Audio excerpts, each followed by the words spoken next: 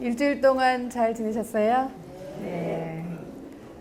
지난 첫 강의 때보다는 분위기가 한결 좀 친숙해진, 저도 그렇고 표정들이 좀 밝으시네요. 좀 낯이 익어서.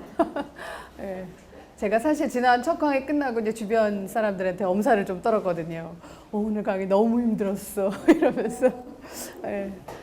왜냐하면 지난번에도 잠깐 말씀드렸지만 이렇게 남성분들이 많이 오실 줄 몰랐거든요. 그래서 제가 어디 기고를 하는데 남자분들이 왜 이렇게 글쓰기에 관심이 많아지셨을까? 이런 기자니까 아무래도 호기심에 이게 또 새로운 경향인가 흐름인가 싶어서 했는데 그날 여쭤봤을 때 덜 대답들을 안 하셔서 왜 글쓰기 강의에 오셨는지 대답들을 안 하셔서 취재까지는 못 들어갔는데요. 오늘이라도 한 분 정도 나는 왜 글쓰기 강의를 지금 학생도 아니고 20대도 아니고 더군다나 프레젠테이션 작성법이나 뭐 보고서 멋지게 쓰는 법, 브리핑하는 법 이런 것도 아닌데 왜 맛있는 글쓰기를 들으러 오셨는지 저는 정말 궁금하거든요. 그래서 한두 분만 말씀해 주시면 감사하겠습니다.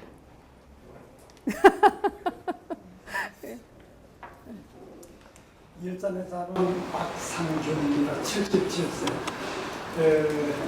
먼저 하여튼 실버신문에 농설위원까지는 해봤는데 이게 맨날 글 쓰는 게 맨날 내가 쓰고도 맨날 부족한 거예요. 그래서 이건 글을 좀 어떻게 써야 되나. 근데 이게 스스로 터득한 것이 뭐냐.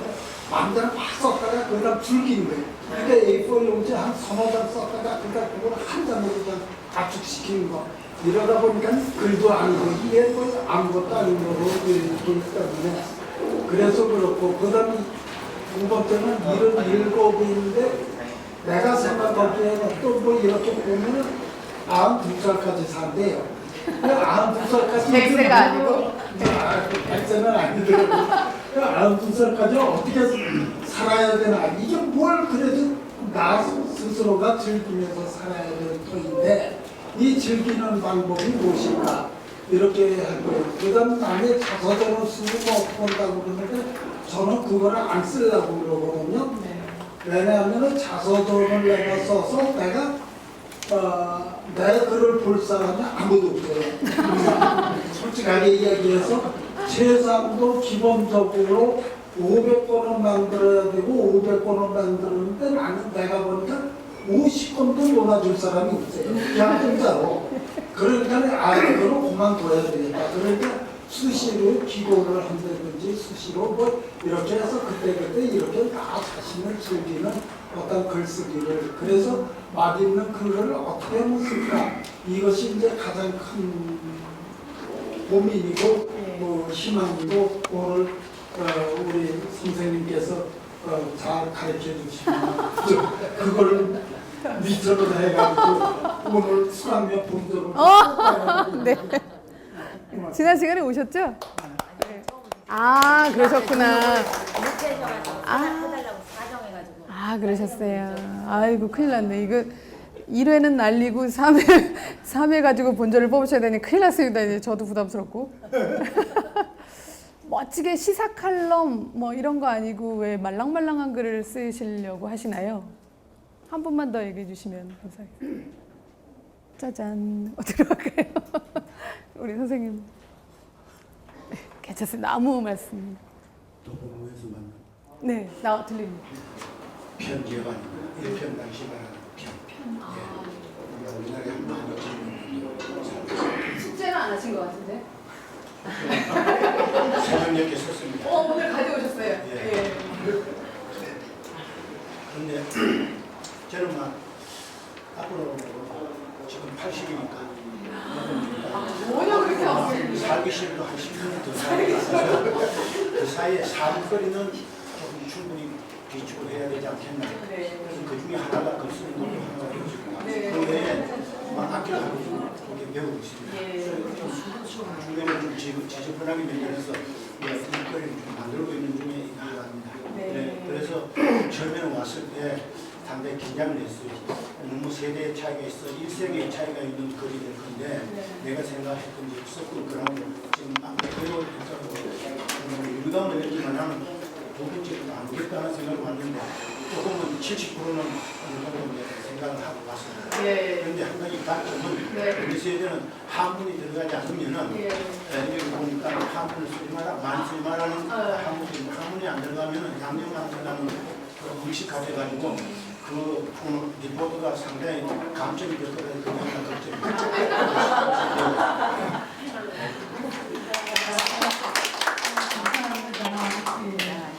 이제 저도 좀 감이 오는데. 근데 아까 뭐 세대 차이가 나서 글쓰기를 할 수 있을까? 예, 근데 세대 차이라고 하셨는데 오히려 제가 그동안 경험한 바에 따르면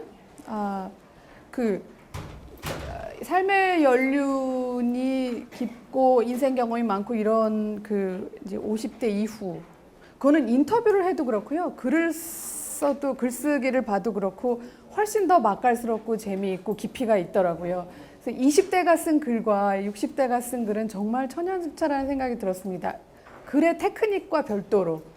그래서 충분히 맛있는 글, 아주 감동을 주는 깊이 있는 글을 쓰실 수 있다는 생각이 들고 이번에 숙제들을 받아보니 지금 한 55분 한 게 그 안팎인 것 같은데 절반 정도 해오셨더라고요. 한 28분?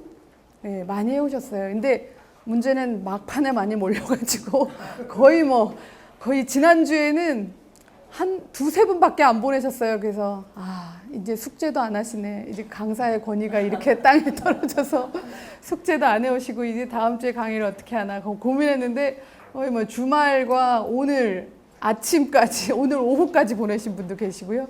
그래서 한 28분, 9분 해오신 것 같습니다. 그리고 또 오늘 직접 글을 쓰셔서 오신 분도 있으니까 그래서 죄송한 거는 다 제가 첨삭을 못했기 때문에 첨삭한 자료는 다음 주에 드리고요. 오늘은 글쓰기 강의에 필요한 몇몇 분들 것만 저희가 이제 기본 이 강의 끝난 뒤에 실습처럼 보여드리겠습니다. 그래서 맛있는 글쓰기 2강인데 자, 일필휘지는 없다. 저도 어릴 때는 정말 글 잘 쓰시는 분들 이런 분들은 정말 일필휘지로 한번 탁 점을 찍은 다음에 휘식 하고 쓰는 줄 알았어요. 왜냐하면 그렇게 읽히니까 한 쾌에 읽히죠. 좋은 글들이 잘 쓴 글들은 이렇게 턱턱 걸리지 않고 한 번에 쫙 한 리듬으로 쫙 읽히길래 정말 일필휘지 하는 사람들이 세상에 있구나. 정말 부럽다. 나는 못하겠다. 이런 생각을 했는데 제가 글쓰기를 업으로 살고 있고 또 글 잘 쓰시는 분들을 옆에서 접할 기회가 많아서 살펴보니 일필휘지는 없더라고요. 예, 붓 가는 대로 쓴다 이런 표현도 하는데 붓 가는 대로 쓰는 글도 없습니다. 다 마찬가지로 글쓰기는 어렵습니다. 제가 지난주에 우연히 제가 꽃의 시인 잘못 씁니다. 꽃의 시인은 김춘수인데 제가 착각을 했는데 이거 빼고 김수영이라는 굉장히 유명한 시인이 있었죠. 그분의 미망인이라는 말 요즘 잘 안 쓰는데 그분의 아내 김수영 시인은 돌아가셨고 그 한 시대를 풍미한 시인인데 그분의 아내를 저는 몰랐는데 누가 인사를 시켜서 만났더니 이제 서로 이제 너무 반가워서 그분도 저 준마병법을 되게 좋아하신다고 하면서 그 시인의 아내가 이제 이야기를 하시는데 잠깐 이분과 나눈 대화 중에서 이제 제가 메모한 거죠. 여러분들 다 메모하셨죠? 메모해 오셨죠? 지난 주간. 근데 여기 쓰인 대로 그런 말씀 하시더라고요. 한 달에 한 편꼴로 자기 남편이 시를 써냈대요. 한 달에 한 편꼴로 시를 써내는데 한 작품 나올 때마다 그야말로 지랄을 떨더래요. 정말 지랄이란 말을 이렇게 지금 80세가 넘으셨으니까 그런 표현을 거침없이 하시면서 정말 내가 그 인간 뒷바라지 하는데 아주 죽을 똥을 쌌다며 아주 그런 얘기를 하고 막 이렇게 몸서리를 치시는 거예요. 그렇게 위대한 시인들, 위대한 작가들도 정말 온몸을 정말 불살라 가면서 고통스러워하면서 시 한 편 한 편 글을 썼다는데 우리가 위로를 삼아야 될 것 같고요. 제가 지난 시간에도 잠깐 말씀드렸지만 정호승, 시인 정호승이 시인이라는 제목으로 자기의 업을 표현한 시가 바로 이겁니다. 이제 지난주에 숙제 오신 거 보니까 좋은 시 뭐 이런 거에 제가 지난주 수업 시간에 말씀드린 그 책들을 얼른 가서 구해 보신 분들이 적지 않으셔서 아주 보람 있었는데요. 예, 그 중에 하나가 이제 정호승의 시인인데요. 오늘도 한 분이 읽어주시겠습니다. 맨 앞에 가운데 앉아 계시니까 한번 읽어보시죠. 정호승의 시인. 혹한이 몰아닥친 겨울 아침에 보았다. 무심코 추어탕집 앞을 지나가다가 출입문 앞에 내어놓은 고무 함지 속에 꽁꽁 얼어붙어 있는 미꾸라지들, 결빙이 디는 순간까지 온몸으로 시를 쓰고 죽은 모습을, 꼬리 지느러미를 흔들고 허리를 구부리며 길게 수염이 난 머리를 꼿꼿이 치켜든 채 기역자로 혹은 이응자로 문자를 이루어 결빙의 순간까지 온몸으로 진흙을 토해내며 투명한 얼음 속에 절명시를 쓰고 죽은 겨울의 시인들. 네, 아유 잘 읽으셨습니다. 이 그냥 한두 번 해본 솜씨가 아닌 것 같은데요. 예, 시인이라는 시 참 이렇게 이제 글쓰기를 배우려는 저를 비롯해서 이제 우리 수강생 여러분들도 굉장히 마음에 와닿을 시라고 생각이 돼요. 예, 그 막 미꾸라지들이 이렇게 엉켜서 그 얼어 있는 그 모습을 보고 시인의 업이 이렇게 고통스럽다는 걸 표현한, 그러니까 글쓰기라는 건 예, 참 고통스러운 것 같습니다. 자, 백지 누구나 두렵지만 쓴다. 처음에는 백지만 딱 보여드리려고 했는데 저희 뭐 기자 생활 거의 매일 기사를 쓰고 이렇게 살지만 취재를 막 이제 해서 이제 글감을 모으고 취재를 해서 여러 팩트들을 모아서 이제 펼쳐야 되는데요. 하나의 글로 오매면 오매, 열매면 열매 펼쳐야 되는데 일단 노트북을 탁 켜고 이제 그 하얀 공간이 나오면 정말 막막해요. 진짜 매일 하는 일인데도 매일 막막해서 저 같은 경우는 맨 끝에 이게 글 쓰고 나면 기사 끝에 바이라인이라고 그래서 기자 이름을 쓰잖아요. 김윤덕 기자하고 이메일 주소도 쓰고 하는데 그거부터 써놔요. 그러면 조금 위안이 돼요. 그냥 그거부터 일단 김윤덕 기자 나는 맞출 수 있다라는 자신감을 얻기 위해서 그 이제 바이라인부터 쓴 다음에 이제 서문으로 들어갑니다. 프레네 학교의 글쓰기라는 게 있는데요. 이제 그 프레네 학교라는 게 이제 프랑스의 대안교육이에요. 요즘 유럽 교육을 개혁시키는 그 선두주자가 프레네 학교라는 건데, 이 프레네 학교에서 아이들을 이제 초중고까지 다 그 과정이 있는데요. 이 학교에서 가장 중요하게 여기는 작업 중에 하나가 글쓰기랍니다. 그래서 글쓰기가 왜 그렇게 중요하냐, 그래서 어떻게 시키느냐 글쓰기 교육을 이라고 물었을 때, 글쓰기는 자기 표현, 뭐 그림도 마찬가지고 노래도 물론 마찬가지고 자기 표현의 한 방법인데, 글쓰기는 이제 활자로 이루어진 거라서 훨씬 더 자기를 정교하게 표현할 수 있다는 거예요. 그래서 아이들에게 정말 단 한 줄의 문장이라도 좋으니까 매일매일 아무 글이라도 자유롭게 써라 시킨대요. 그래서 짧은 메모라도 문장으로 쓰고, 일매 한 장 썼다가 5장, 10장으로 늘려가게 하고, 예. 그래서 우리는 이제 일기라는 걸 숙제처럼 하지만, 예, 뭐 한 일주일에 한두 번이라도 예, 일기를 쓰는 것도 굉장히 글쓰기 훈련에 좋고요. 그래서 결국은 나도 페이스북 만들어 볼까 하면서 페북 하시는 분들도 굉장히 많으시죠. 이 페이스북을 매일, 그러니까 중독까지 되면 안 되겠지만 페북을 습관 삼아서 하는 것도 굉장히 그 좋은 글들을, 그러니까 그 자신의 글을 성장시키는 굉장히 중요한 계기가 되니까 한번. 글쓰기는 자기 혼자 좋아서 보려고 쓰는 건 아니잖아요. 물론 그런 분들도 가끔 계시지만, 글쓰기라는 건 남에게 보여주기 위해서, 나를 표현하기 위해서, 독자가 있기 때문에 쓰는 거거든요. 근데 페이스북 같은 그 SNS는 바로바로 그 이제 뭐 팔로워들이 많건 적던 간에 피드백이 오기 때문에 굉장히 내 글에 대한 호응도가 이 정도구나라는 거를 감지할 수 있기 때문에 좋은 훈련 방법이 된다고 합니다. 자, 그래서 이제 글쓰기는 집짓기다 이렇게 썼는데요. 이제 주제를 정해야 되죠. 주제. 자, 제가 지난주에 아버지라는 주제를 드렸는데, 일단 글의 주제를 정한 뒤에 그 이제 주제에 맞는 집을 이렇게 지어야 되겠다 하고 이제 그와 관련된 재료 글감들을 수집하고 정리합니다. 미리 모아둔 게 많을수록 부자일수록 그 이제 여기다 갖다 써먹어야지 하는 글감들이 이제 많이 떠오르시겠죠. 그래서 지난주부터 열심히 메모하시라고 해놓은 거고요. 주제를 정하고 글감들을 수집하고 정리를 했으면 대강의 이제 밑그림을 그려야 되는데 여기 있구나. 이걸 찾았습니다. 그 이제 그 그림 밑그림을 그리고 조금 더 구체화시키고 하듯이 이제 대강의 밑그림을 그려서 서론, 본론, 결론을 나누고 그 구역에 집어넣을 재료들을 이제 배치를 하는 겁니다. 아주 엉성하게라도 배치를 하세요. 제가 그때 이 그 장면 전환하는 그거를 갖다가 이렇게 중간중간 박아 놓으시고 그 이제 분량을 어느 정도 체크해 가면서 글감들을 나눠서 넣으라고 그때 말씀드렸었죠. 첫 시간에도. 가장 중요한 것은 서두입니다. 서두. 우리 신문 제가 어제도 언론재단에서 이제 수습 기자들 그 인터뷰 교육을 하고 왔는데요. 리드가 재미가 없으면 독자들은 읽지 않습니다.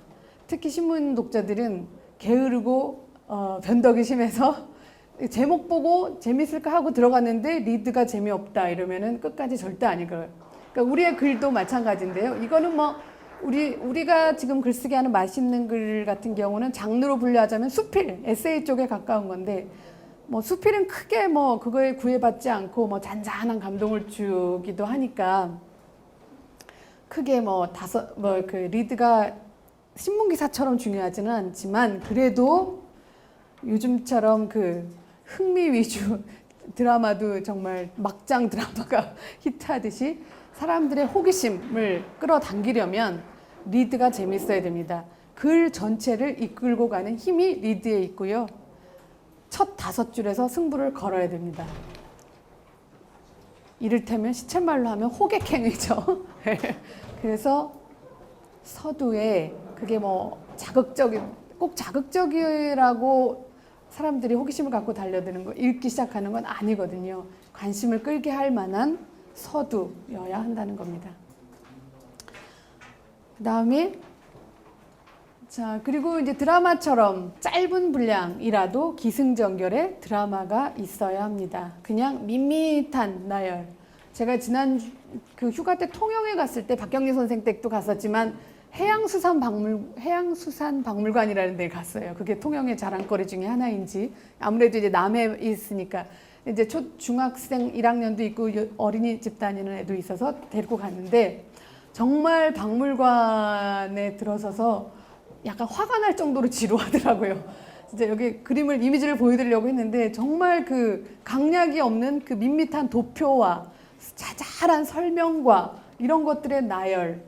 이걸 보고 제가 정말 어떻게 박물관에 이렇게 세금을 들여서 지었는데 이렇게 재미없게 지을 수 있을까? 아이들이 박물관이라는 곳을 굉장히 따분하게 여기는 원인 중에 하나가 바로 그런 데 있잖아요. 그래서 정말 국립중앙박물관 같이 그런 정말 볼거리가 많고 큐레이터의 설명도 있고 이런 좀 입체적인 박물관이 아니라 진짜 그 판넬에다가 설명만 적힌 간혹 박제된 표본이 있는 그런 박물관을 보고 참 실망을 했는데 저희의 글도 그러면 안 됩니다. 네. 그래서 주제가 있으면 그 주제를 향해서 돌진을 해야 되는데요. 글이. 그러려면 드라마가 있어야 되죠. 일단 서두로 호객행위를 해서 사람의 눈길을 끌어모았으면 그 다음 이끌고 가는 그 주제를 향해 이끌고 가는 그 힘이 바로 드라마에 있는 거죠. 그래서 짧은 분량이라도 기승전결의 드라마가 있어야 하고 강약 없이 나열만 하면 밋밋하고 지루한 건 당연하죠. 기와 승 부분, 즉 서두 부분에서 긴장을 서서히 고조시키고 뭔가 사건이 일어날 것임을 암시하다가 절정에서 빵 또는 반전 이런 게 있어야 사람들에게 쿵 하는 울림. 그 쿵하고 하는 울림이 작은 정말 이렇게 여울에 퍼지는 물살처럼 작아도 되지만 그런 반드시 포인트 그런 게 있어야 됩니다. 결말은 여운과 감동으로 짧게 끝내도 상관없어요. 중요한 건 기승전까지인데요. 물론 결말이 굉장히 시시해도 문제지만 어쨌든 결말은 그렇게 장황하게 길게 갈 필요는 없습니다. 그래서 결과적으로는 독자를 전율하게 하는 감동의 문장이 서론, 본론, 결론에 최소 하나씩 총 서너 개는 있어야 흥행에 성공한다. 너무 자본주의적 논리로 제가 글쓰기 강의를 하지만 우리가 이제 보통 기자들이 하는 말로 이제 이 기사 흥행했다, 대박이다, 뭐 이런 표현 하는데, 네. 그런 그 문장들이 또는 팩트들이 서너 개가 있어야 이제 우리가 이제 독자들의 그 조회수가 올라가고 하는 거죠. 자, 그러면 이제 조금 더 구체적으로 들어가서 맛있는 문장의 기본. 이제 문장들 하나하나가 모여서 문단이 되고 문단이 또 모여서 이제 전체 글을 완성을 하는데, 자, 맛있는 문장의 기본이 뭐냐? 일단 간결해야 합니다. 숙제하신 분들 중에 굉장히 간결한 글 쓰신 분들도 꽤 되셔서 제가 놀랐어요. 아, 이게 큰일 났다. 글쓰기 강의 수준이 높아져야 되겠구나. 보통은 글을 처음 쓰시는 분들이나 또는 기자나 이렇게 업으로 글을 쓰기를 삼고 사는 사람이 아니라면 굉장히 단문을 잘 안 쓰세요. 그러니까 조금 보통은 한 줄 반, 그러니까 A4 용지로 이렇게 글을 써나갈 때 한 문장이 한 줄 반 정도는 와서 끝나거든요. 주어와 서술어가 뭐 두세 줄 가는 경우도 다반사고 이런데 한 줄도 안 되게 한 줄에 3분의 2 정도에서 탁탁 끊는 단문들이 많이 눈에 띄어서 아주 놀랐습니다. 저희는 이제 기자들은 기사를 쓸 때 데스크한테 맨날 혼나는 게 그 장문으로 쓸 때는 거의 뭐 엄청나게 혼나거든요. 장문을 쓰면 스피드가 떨어지기 때문입니다. 글을 읽는 스피드가 떨어지고 리듬감이 약해져요. 그리고 글이 지루해집니다. 그래서 간결하게 쓰셔야 돼요. 단문의 힘, 스피드와 리듬감. 주어와 서술어가 너무 멀리 떨어져서 읽다가 주어가 뭐였는지 다시 찾으러 가면 이거는 잘 못 쓴 문장이 되는 거죠. 그래서 주어와 서술어가 가능하면 가까이, 수식어와 수식어를 받는 말이 가능하면 가까이 있어야 읽는 사람이 쉽고 편안하게 그리고 재미있게 읽게 됩니다. 소박하다, 미사여구, 지나친 비유와 소식어는 독이다. 이런 얘기들을 역시 글쓰기 할 때 많이 강조를 합니다. 그러니까 팩트로 감동을 주어야지 막 아름답다, 뭐 슬프다, 감동적이다, 막 이런 걸 그러니까 글 쓰는 저자가 자기가 막 도취돼 갖고 그거를 글쓰기로 그대로 표현하면 독자는 흥이 떨어지는 거예요. 네. 그래서 저희가 훈련 받을 때도 어떤 인터뷰를 했는데 제가 너무 감동을 받아서 그 인터뷰 기사에다가 아, 정말 그 사람의 이런 말은 정말 눈물겨웠다 이러면 부장이 바로 삭제를 시킵니다. 그냥 그 사람이 나를 감동시킨 그 말만 쓰면 돼요. 쓰면 감동은 독자들이 알아서 받는 거거든요. 오히려 괜히 그래서 감동받았다, 그래서 눈물겨웠고, 그래서 가슴이 뭉클했다, 코끝이 찡했다 이러면 그 독자들이 받을 감동이 반감됩니다. 그러니까 가능하면 팩트로 쓰고요. 그러니까 지나친 비유, 물론 이따가 보면 비유가 굉장히 글 맛을 감칠나게 하지만 지나친, 아까 한자어 항의하셨는데 한자어도 지나쳐서 문제가 있는 거지 그 적절한 한자, 고사성어가 한 글에 뭐 8매 정도 되는 글에 한두 번 들어가면은 아주 글이 품격 있어집니다. 예. 그래서 그러니까 지나치다는 게 좋지 않다는 것이니까 그 점을 염두에 두시면 되고요. 쉽다. 예. 세밍웨이가 글은 쉽게 쓰는 법이 더 어려운 법이다 이랬어요.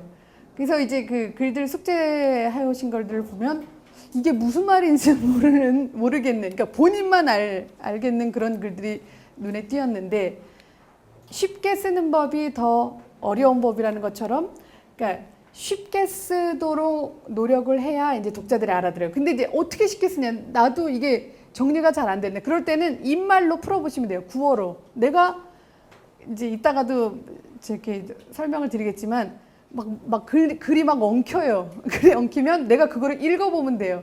내가 평소에 말할 때 그렇게 말하지 않거든요. 예. 그럴 때는 바로 입말로 내가 이거를 내 친구한테 설명할 때 어떻게 설명하지? 하고 입말로 풀어보고 그거를 다시 한번 적어서 정리를 좀 해주시면 됩니다. 그러니까 남영, 한자의 남영은 금물. 왜냐면 한자어를 아시는 사람들은 알지만 이게 한자어가 나의 지식이나 뭐 이런 거를 이렇게 과시할 수 있는 수단이 될 수 있기 때문에 우리 연세 지긋하신 우리 회사의 뭐 논설위원분들이나 이런 분들이 쓰시기도 하는데 젊은 세대들은 이해를 못해요. 이해 못한 경우 되게 많아요. 그래서 우리가 내 글이 내 또래층에만 읽히기를 원하는 건 아니기 때문에 가능하면 폭넓은 연령층에 읽히기를 원한다면 그래도 한 고등학교 졸업생 이상 정도, 중고 졸업생 이상 정도는 알아들을 만한 고사성어나 한자성어 또는 뭐 간단하게 설명을 할 수 있는 그런 걸 쓰는 게 좋다는 뜻입니다. 아, 여기 제가 썼네요. 말하듯 자연스럽게 글이 막히면 입말로 풀어봐라. 이것도 하나의 how to가 될 수 있습니다. 그래서 이제 제가 늘 궁금한 게 말은 천상유수인데 글을 못 쓰시는 분들이 있어요. 그러니까 예를 들어 힐링 캠프나 뭐 강호동의 무릎팍도사나 이런 거 보면 정말 기자로서 볼 때 인터뷰를 정말 잘해요. 이 토크쇼인데 일명.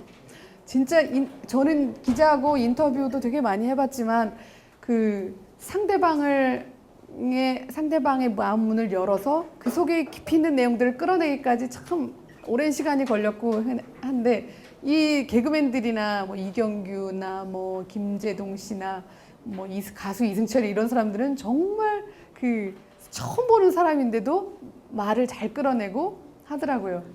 그래서 이제 좀 실망을 하다가도 그러나 그들이 과연 그거를 글로 쓰면 잘 쓸까? 인터뷰 기사로 쓰면 잘 쓸까? 하는 또 위안을 삼는 거죠. 그러니까 그만큼 글쓰기는 어려운 건데요. 요거는 이제 글이 막힐 때는 그런 구문, 입말로 풀었을 때 도움이 될 수 있다는 뜻에서 이 말씀을 드린 겁니다.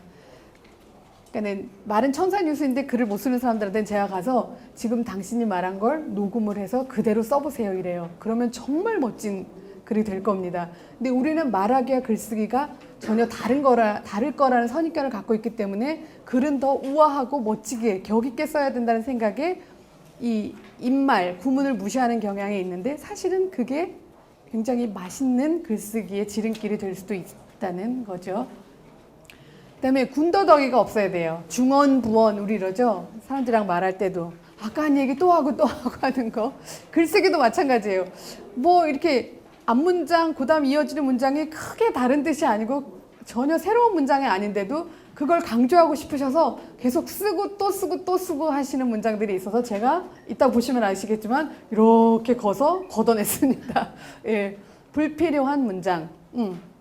그리고 글의 맥락에서 그 부분만 보면 아주 좋은 감동적인 수 있는 문장이지만 전체 글의 맥락, 주제와는 별로 상관없는 일화, 에피소드를 넣으시는 분들이 있어요. 그럴 때는 과감 없이 그걸 아프지만 빼셔야 됩니다. 예, 왜냐하면 글의 맥락이 흐려지고 읽는 사람들이 이제 흐름을 놓칠 수가 있기 때문에. 그래서 김소운이라는 또 우리 죄송합니다. 잘못 넘어갔어. 그래서 김소운이라는 분이 실력 있는 정원사는 불필요한 가지를 아낌없이 잘라버린다. 에드거 앨런 포라는 외국 앨런입니다. 에드거 앨런 포 죄송합니다. 쓰고 싶은 이야기를 얼마나 많이 쓰느냐가 아니라 쓰지 말아야 하는 이야기를 얼마나 안 쓰느냐가 더 중요하다 그랬어요.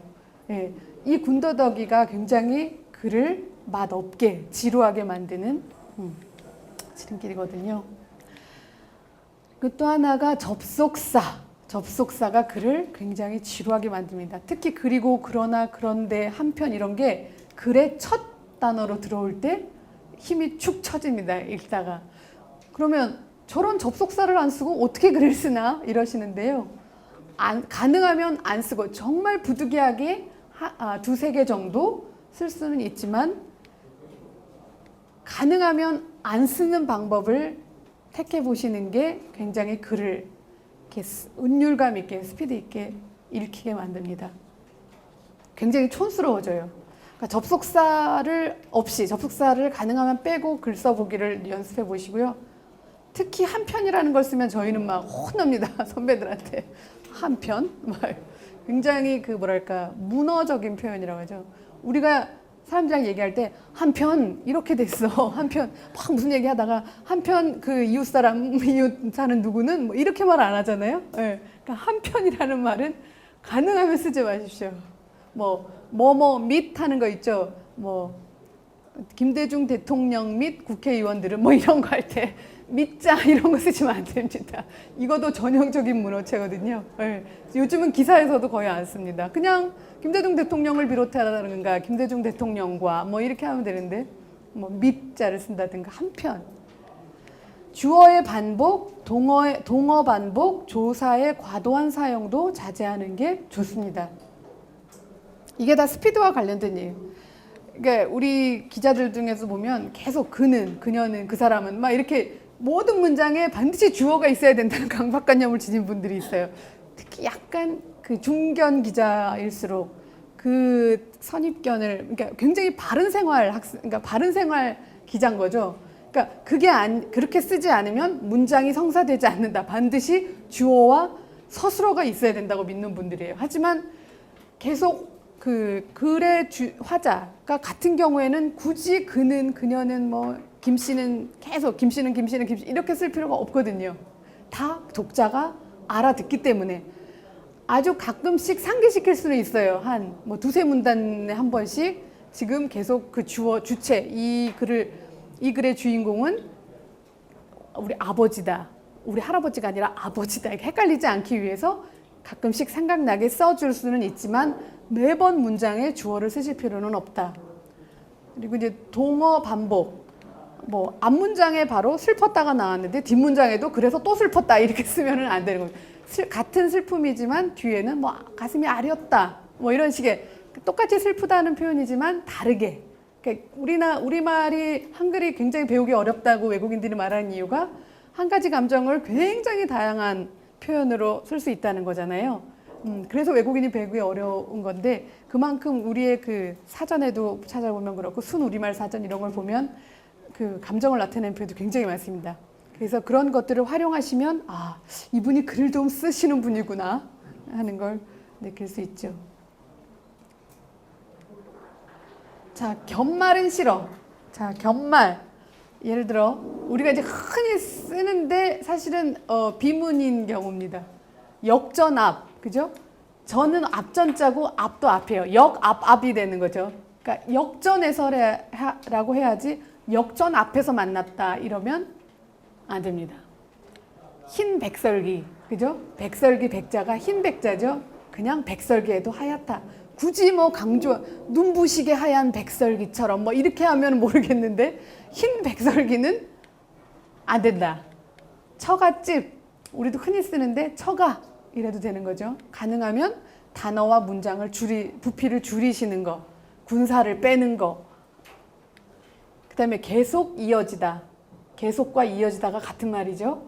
그냥 이어지다. 계속되다. 거의 대부분. 이것도 거의나 대부분이나 그게 그거죠. 이게 이제 이거는 구문을 너무 많이 활용해서 그래요. 우리가 말할 때 그냥 막 무심코 거의 대부분 그래. 뭐 스스로 자각했어. 뭐 이런 말들을 우리가 쓰기 때문에 그런데 가능하면 글이라는 건 걸으셔야 돼요. 그러니까 구문을 활용을 하되 입말을 가능하면 쓰되 자꾸 걸으셔야 됩니다. 군더더기들을. 스스로 자각하다. 또 그냥 자각하다. 스스로 깨우치다. 이렇게 하면 우리말도 있으니까 그냥 스스로 깨우치다. 아니면 그냥 자각하다. 가로수 나무. 나무 숫자죠. 신년 새해 카드에 신년 새해 복 많이 받으십시오. 뭐 이렇게 신년 새해도 견말. 늙은 노모 이것도 견말이죠. 늙을 노자인데 작품을 출품하다. 작품을 내다. 예, 그렇게 하시면 되는데 이 품자에 작품이라는 뜻이 숨어 있습니다. 자, 그다음에 피동형은 가라. 이게 이제 번역문, 영어나 일어를 번역한 책들이 많이 들어와서 우리가 이제 출판 문화가 발달하기 전에 이제 이런 경향이 굉장히 많았는데요. 그러니까 피동형, 그러니까 뭐뭐뭐에 의해서, 그죠? 우리 뭐 영어 시간에 수동태, 능동태 배울 때 하듯이, 그러니까 저희도 모르게 기자들도 그런 실수들을 많이 해요. 뭐뭐에 의해 만들어졌다, 막 이런데. 우리가 우리말 쓸 때 그런 표현 잘 안 하거든요. 이를테면 자기 자신에 의해 빚어진 이거는 정말 여러 번 피동이 됐어요. 자기 자신에 의해 빚어진 그냥 내가 만든 자신이 만든 이러면 굉장히 문장이 심플해지죠. 이렇게 오늘 가서 숙제하신 글을 이렇게 다 잘 돌아보면 이런 오류들이 굉장히 많을 거예요. 신중한 선택이 요구된다. 이것도 신중히 선택해야 한다. 이러면 되는데 요구된다. 뭐뭐 되어진다. 이렇게 밖에서 거꾸로 되어지는. 사실은 그런 게 아니라 내가 주체적으로 하는 건데 능동적으로 하는 건데도 예, 우리가 표현을 이런 식으로 많이 씁니다. 변화되어져야 한다. 그냥 변화해야 한다. 마음이 새겨진, 마음에 새긴. 그 책은 많이 읽혀진다. 그 책은 많이 읽힌다. 이런 식으로 가능하면 그 이제 피동형을 쓰지 않는 노력들을 하시면 좋습니다. 자, 그 다음에 우리말 토속어 사투리는 구수하다. 물론 너무 많이 쓰이면 아까 그 한자 남용처럼 이것도 조금 질리는 경향이 있어요. 그 우리말 토속어를 이제 뭐 많이 느끼셨겠지만 사실 준마병법에도 소속어들이 많아요. 저는 주로 어머니들이 쓰시는 말들을 많이 차용하는 경우가 많은데요. 그 잘 들어보시면 지난 시간에도 얘기했지만 어머니 아버님들이 쓰시는 그 단어들, 비유 이런 게 참 재밌습니다. 저는 청주가 고향인데요. 충북 청주. 특히 충청도 분들은 이렇게 은근히 비유하면서 골지르는 뭐 이런 표현들이 많다고 해요. 그래서 저는 잘 모르겠는데 나중에 이제 취재도 해보고 말씀을 들어보니까 그렇더라고요. 또 제가 준마법에 활용하기도 한 건데 맞는지 모르겠는데 기억력이 별로 안 좋아서 뭐 이렇게 어느 잔치집에 가서 먹을 게 없다 뭐 이런 어느 잔치집에 갔더니 먹을 게 없더라 이런 표현을 뭐 국물에 들어가서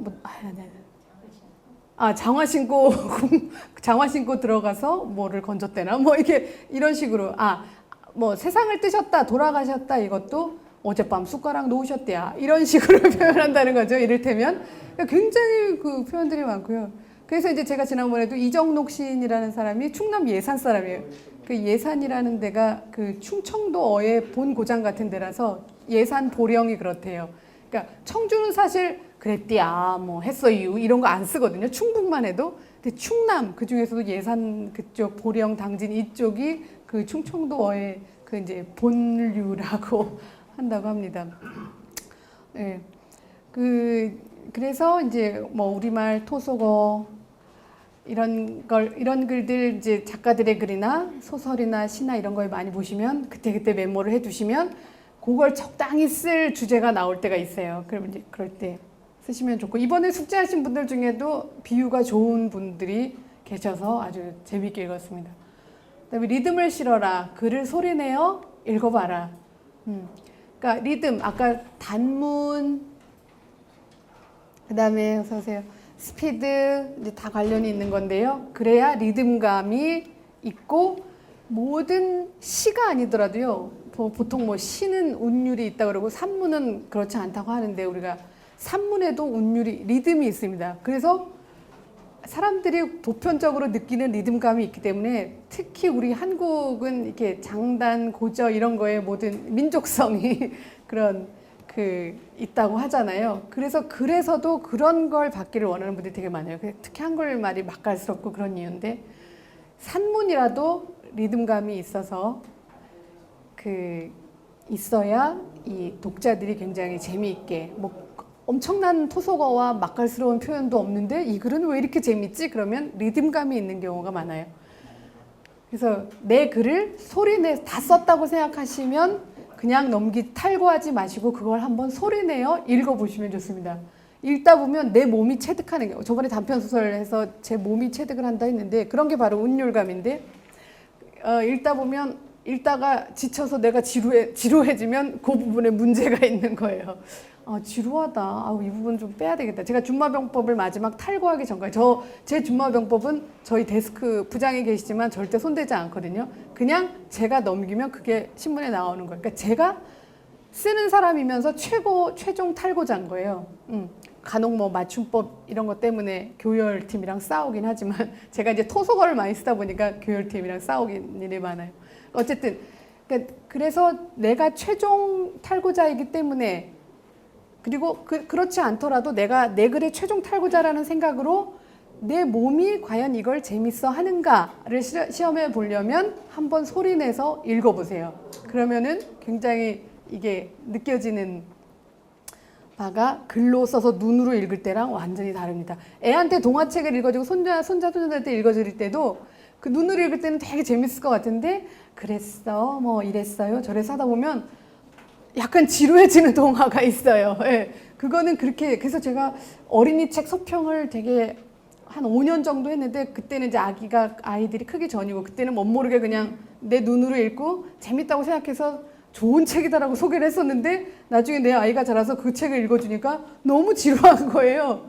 애도 별로 시큰둥하고 그래서 그 반성을 많이 했어요. 그러니까 눈으로 읽는 것과 내가 말로 이거를 들려줄 때 구현한다 그러죠. 할 때 참 다르구나. 그래서 제 준마병부도 소리내서 한번 꼭 읽어봅니다.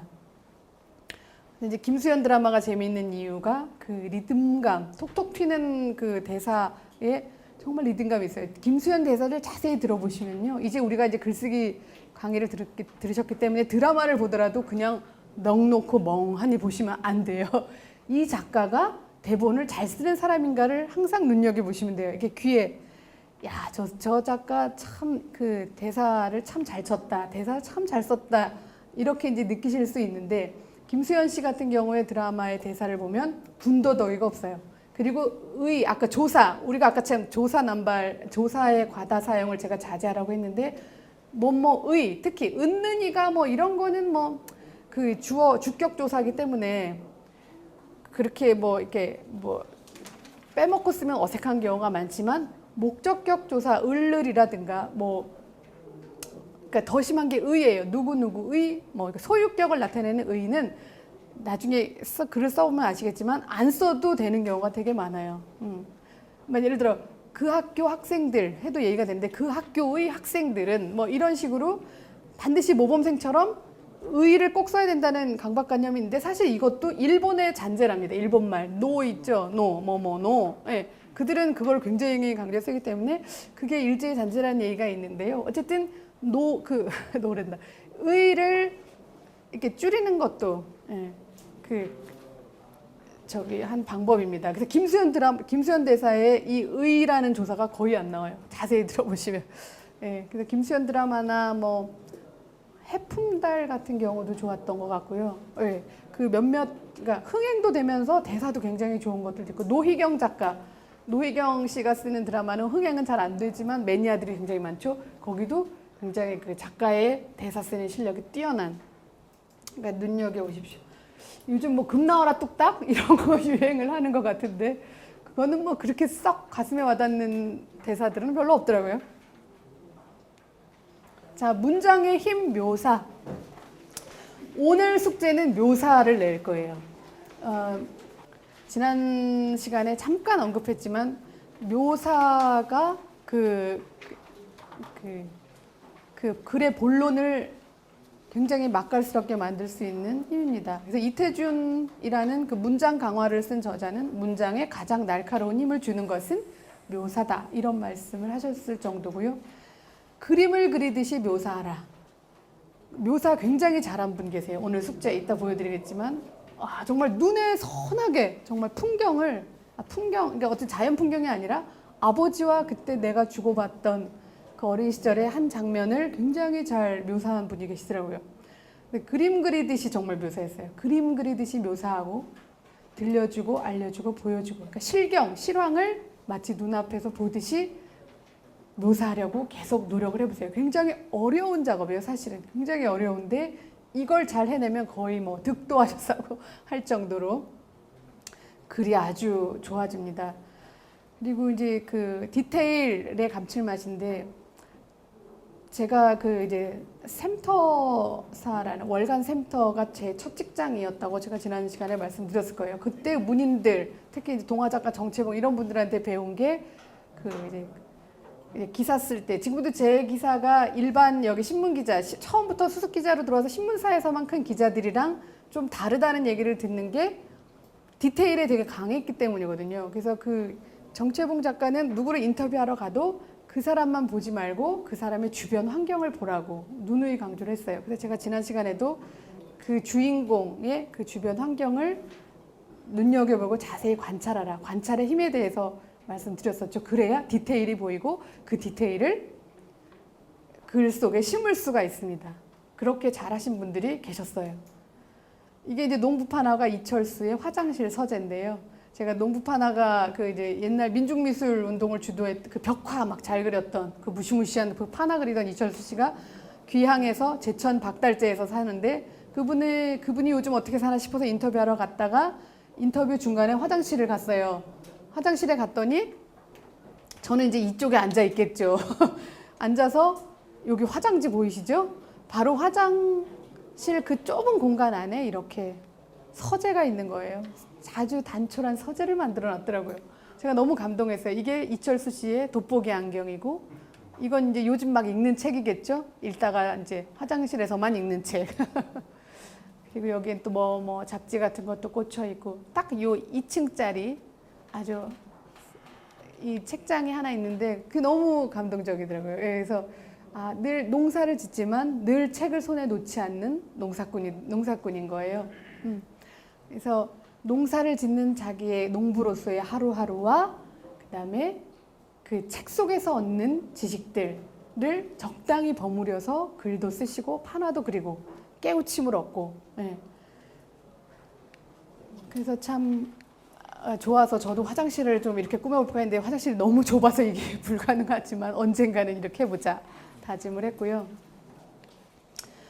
지난주에도 말씀드렸듯이 오태진의 미문이라고 하는 그 오태진 우리 그 조선일보 수석 논설위원의 글이 참 좋으니까 꼭 한번 읽어보십시오. 그다음에 이제 신준마병법에서 바람이 분다 살아야겠다라는 이 글을 잠시 예문으로 보여드리겠습니다. 이게 이제 묘사와 관련된 예문이라서요.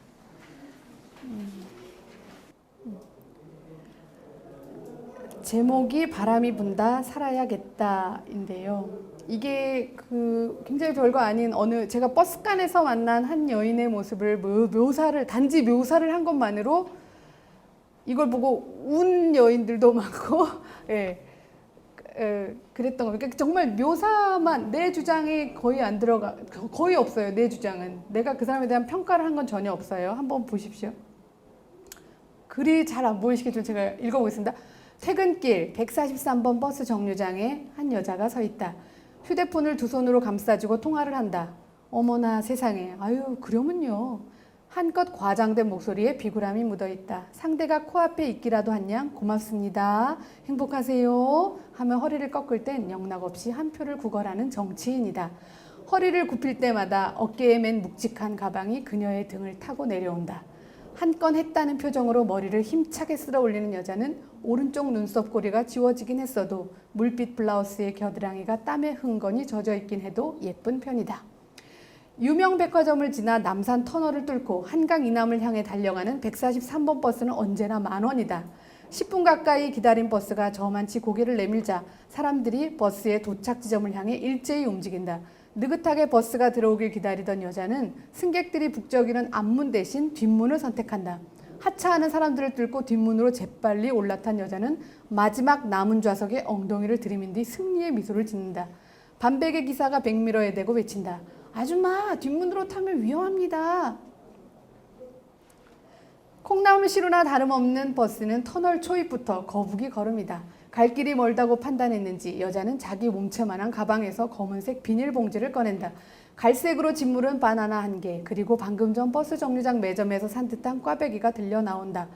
바나나와 꽈배기를 물도 없이 꾸역꾸역 입안으로 밀어넣는다. 비닐봉지 부스럭대는 소리, 쩝쩝 빵 씹어 삼키는 소리에 앞좌석의 중년 남자가 짜증스러운 눈길로 돌아본다. 무릎에 떨어진 설탕까지 손가락으로 찍어 남김없이 먹어치운 여자가 휴대폰을 꺼내 버튼을 누른다. 버스 안에서의 통화는 다른 승객에 대한 신뢰라는 걸 여자는 모른다. 수신자 면이 왕자님이다. 엄마야, 인터넷 전화로 네가 다시 걸어. 1분 후 싸이의 강남 스타일이 버스 안에 요동친다. 졸던 승객, 손잡이에 기대 몸을 베베 꼬던 승객들도 일제히 요동친다. 여자의 말투는 왕자님이 아니라 피의자를 신문하는 형사다. 학원 갔다 왔어? 구구단 다 외웠고? 게임은 딱 30분 한 거지? 네 눈빛만 봐도 다 아니까 거짓말하면 죽는다. 자, 이게 그때 사용됐던 우리 이제 일러스트 이철원 기자가 그려준 이제 일러스트입니다. 터널을 지났는데도 자동차들이 꼬리에 꼬리를 물었다. 여자가 다시 가방을 열어 서류 뭉치를 꺼낸다. 고객 명단이 빼곡히 적힌 종이장을 무릎에 얹고 빨간 색연필로 동그라미, 세모, 가위 표시를 그려나간다. 서류 뭉치를 뚫어지라 노려보는 여자의 모습이 사지에 몰린 전사 같다. 띵동 하고 문자 수십 벨이 울린다. 뭐해? 일해. 퇴근 안 해? 버스야. 쉬엄쉬엄 해라. 쓰러질라. 입에 단내 나도록 살아도 될뚱말뚱이다. 너처럼 돈 잘 벌어오는 남편이 있으면 모를까. 양육비는 보낼 거 아니야. 양육비 제대로 보낼 위인이었으면 애초에 갈라서지도 않았다. 애는 둘씩이나 낳아놓고 나쁜 인간. 버스가 한강다리로 진입하자 여자가 주섬주섬 짐을 싼다. 늦여름 석양이 그녀의 뺨을 물들인다. 무엇을 보았는지 여자가 창밖으로 고개를 돌린다. 물새 한 마리가 포물선을 그리며 날아오른다. 멍하니 탐욕이 사라진 그녀의 얼굴이 10살은 더 늙어 보인다. 눈 밑에 박힌 기미만 빼도 훨씬 어려 보일 것을. 어딜 그렇게 돌아다니는지 결코 공부라고 할 수 없는 샌들 뒤춤이 하얗게 달았다. 여자가 자리에서 일어선다. 교통카드를 단말기에 찍으려는 순간 버스가 급정거를 하는 바람에 그녀의 가방이 기어이 뒤집어진다. 운전 좀 똑바로 하세요. 내동댕이 찾은 휴대폰을 집어 올려주자 여자가 어색하게 웃는다. 얼마나 자주 떨어뜨렸으면 액정에 실핏줄이 가득하다. 넝마 같은 저 휴대폰이 그녀의 생명줄일 것이다. 버스에서 내린 여자가 아파트를 향해 걷는다. 블라우스가 허리춤에서 빠져나와 너풀되는 줄도 모르고 바지런히 걷는다. 멀리서 한 아이가 달려온다. 양팔을 벌린 채 바로 그녀를 향해 달려온다.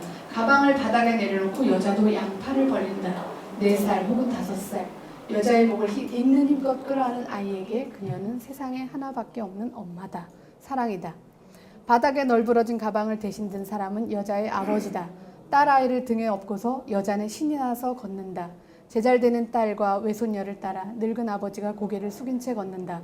고분고분한 데라고는 없이 억척으로 살아가는 딸이 노인은 안쓰럽고 야속하다. 딸이 견뎌내야 할 삶의 굴레와 편견이 가슴을 누른다. 바람이 분다. 김광석이 노래했던 라흐마니노프가 사랑했던 가을이 온다. 이렇게 썼습니다. 예, 감사합니다. 예. 그래서 이거는 제가 이제 퇴근할 때 롯데백화점 앞까지 걸어가서 명동 그 백화점 앞에 143번이 와요. 그거를 타야 지하철을 안 갈아타고 한 번에 집에 갈 수 있어서 늘 그 버스를 타는데 알고 보니 143번이 그 서울 시내버스 중에서 가장 승객이 많고 환승객이 많은 버스래요. 왜냐면 강남과 강북을 잇는 데다가 백화점을 서너 군데를 지나간대요. 그래서 어쨌든 그 버스를 타고 가는데 자주 보는 여인이 있었던 거죠. 그래서 내가 근데 어느 날 이제 그 여인이 좀 이렇게 같은 여자고 같은 40대 중년이지만 조금 이렇게 뭐랄까 밉살스럽다 그래야 되나? 볼썽사납다 그래야 되나?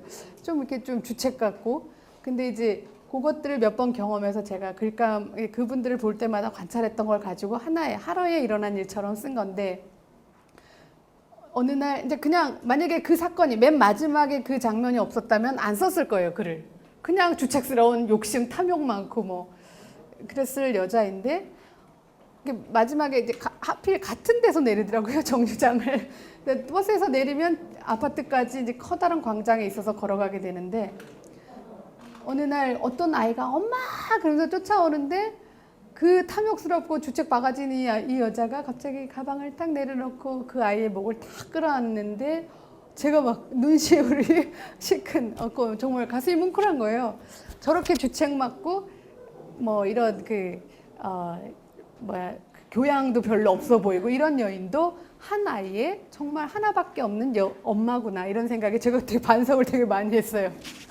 그래가지고 이걸 글로 써봐야겠다. 번쩍 하고 이제 글감을 이제 막 모아서 어떻게 할까 했는데 거기에 가능하면 물론 이제 가끔씩 저의 이제 시선이 담겨 있지만 이 여인이 하는 움직임 하나하나, 표정 이런 걸 관찰하면서 쓴 거예요. 그래서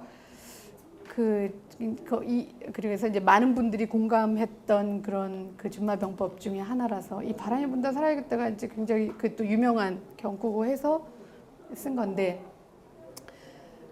이렇게 묘사라는 게 힘을 가질 수 있다는 걸 보여드리기 위해서 그러니까 왜 또 이리 갔어?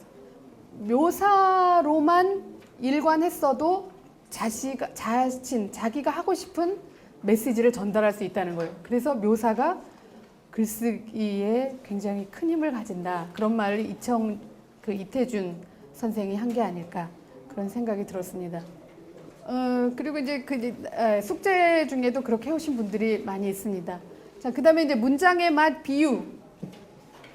이게 이제 제가 그때 단편 소설 이제 많이 읽으라고 했고, 여기 예문들은 또 이정록 시인의 거기서도 많이 봤고요.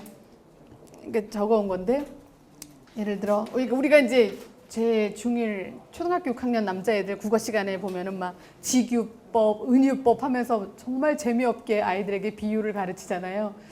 참 그냥 그런 거를 말로써 어렵게 가르칠 게 아니라 아이들에게 시나 단편소설 정말 좋은 거를 한 편씩 읽히게 하면 국어 시간이 얼마나 재미있고 아이들한테도 정말 좋은 인상이 남지 않을까, 시나 소설에 대한 동경이 생기지 않을까, 이런 아쉬움이 학부모로서 너무 들더라고요. 너무나. 그래서 어쨌든 저번에 말씀드린 것처럼 아이랑 같이 막 단편 소설 공부를 방학 동안에 했는데, 좀 황당한 건 제가 이제 메밀꽃 필 무렵을 같이 읽고서 너 어떤 표현이 제일 좋았니? 말더니 머리에 피도 안 마른 것이 뭐 이런 표현이 좋대요.